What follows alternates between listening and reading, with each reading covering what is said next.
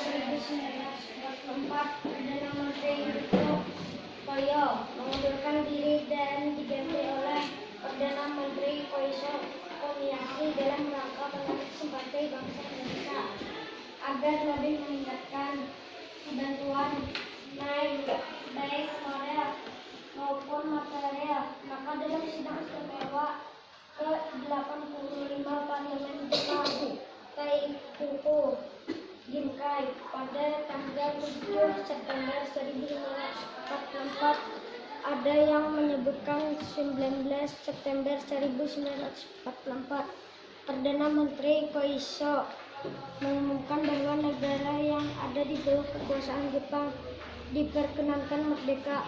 Kelak di kemudian hari, janji kemerdekaan ini sering disebut dengan istilah Deklarasi Koiso. Pada saat itu Koiso dianggap menciptakan perdamaian dengan sekutu, namun ia tidak bisa menemukan solusi yang akan menenteramkan militer Jepang atau Amerika. Menghadapi situasi kritis itu, maka pada tanggal 1 Maret 1945 pemerintah pendudukan Jepang di Jawa yang dipimpin oleh Panglima Tentara ke-16 Letnan Jenderal Kumachiki Harada mengumumkan pembentukan Dokuristo Junbi Chokaskai atau Badan Penyelidik Usaha-Usaha Persiapan Kemerdekaan Indonesia BPUPKE.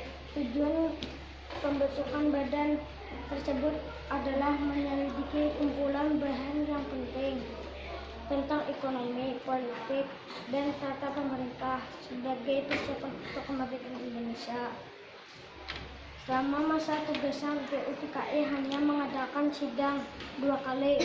Sidang pertama dilakukan pada tanggal 29 Mei sampai 1 Juni 1945 di gedung Chongsangen di Jalan Pejambon 6 Jakarta, yang sekarang dikenal dengan sebutan Gedung Pancasila. Pada sidang pertama, Dr. KRT Rajiman Widioningrat selaku ketua dalam pidato pembukaannya menyampaikan masalah pokok menyangkut dasar negara Indonesia yang ingin dibentuk pada tanggal 29 Mei 1945. Ada 3 orang yang memberikan pandangan mengenai dasar negara Indonesia, yaitu Mr. Muhammad Yamin, Profesor Dr. Soepomo, dan Insinyur Soekarno. Sidang hari ini kita mulai.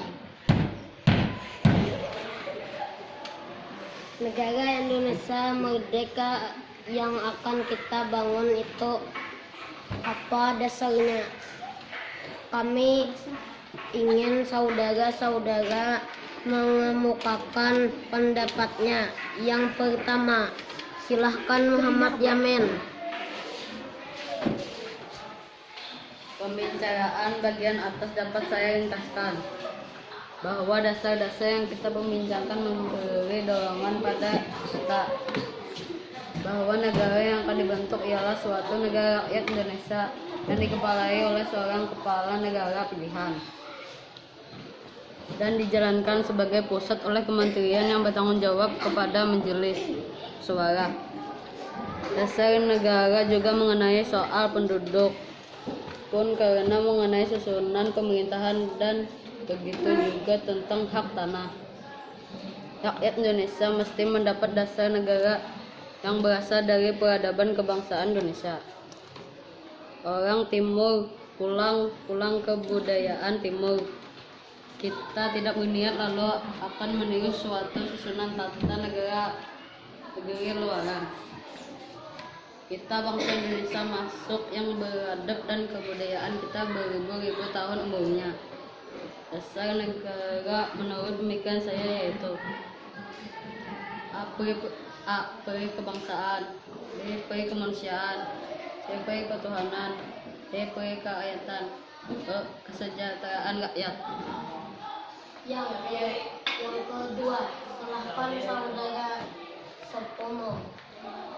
Soal yang kita bicarakan ialah bagaimanakah akan dasar-dasarnya negara Indonesia merdeka. Tadi oleh beberapa berbicara telah dikemukakan beberapa faktor dari beberapa negara syarat mutlak dan arti politik. Maka teranglah tuan-tuan yang terhormat bahwa jika kita hendak mendirikan negara bersatu dengan seluruh rakyatnya yang mengatasi seluruh golongan-golongannya dan lapangan apapun dengan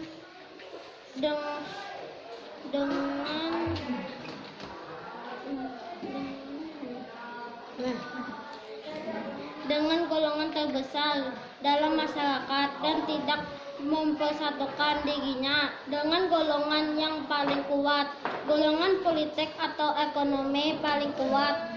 Akan tetapi negeri mempersatukan diri dengan segala lapisan rakyat yang berbeda golongan dan paham. A. Persatuan. B. Kekeluargaan. C. Keseimbangan lahir batin. D. Musyawarah. A. Keadilan sosial.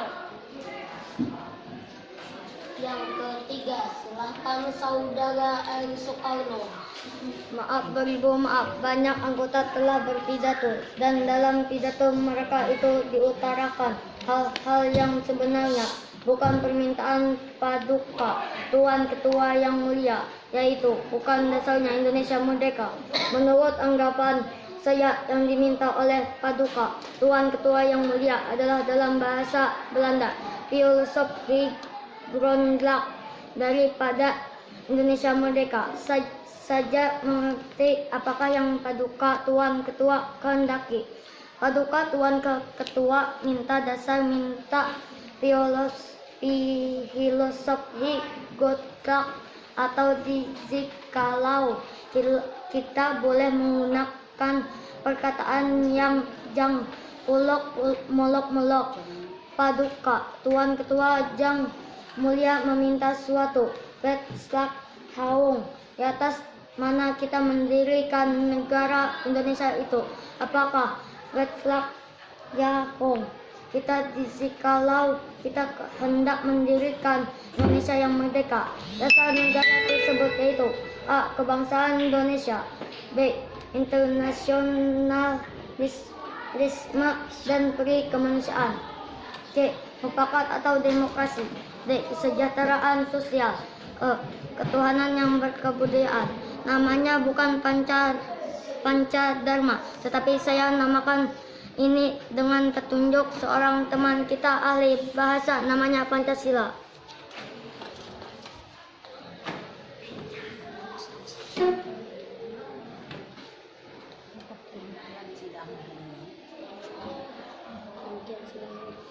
Demikian sidang hari ini.